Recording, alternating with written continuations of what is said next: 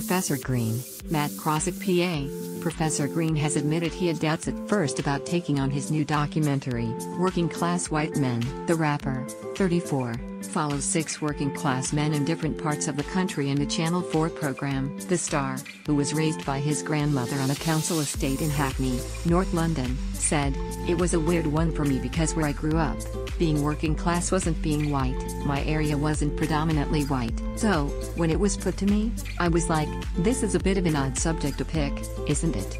10 p.m. Tuesday 9th January begins my first 2-part series on Channel 4. Tonight we screen the first episode at BAFTA HQ and the response was phenomenal. The Q&A that followed was amazing too. Thank you to all that came in for the brilliant questions and to everyone involved in its making.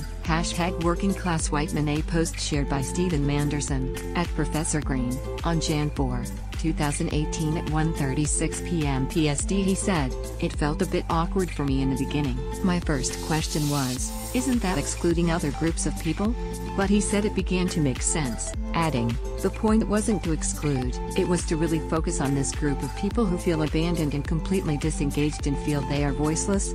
The chart star, who previously made a documentary about the suicide of his father and has fronted programs on the cannabis trade and child poverty for the BBC, said, "I stumbled into this career when I did a documentary on my dad. It was a personal story. Beyond that, I had to learn to ask questions.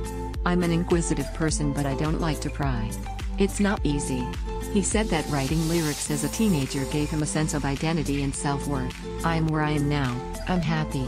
Content. "I've made peace with the fact that I can't go back and change anything," said the star, previously married to Made in Chelsea's Millie McIntosh. Professor Green and Millie McIntosh, Jonathan Brady PA. He said of his hopes for the future, "I'm not turning my back on where I come from, but, if being working class means going through what I did, I wouldn't want my children to be working class."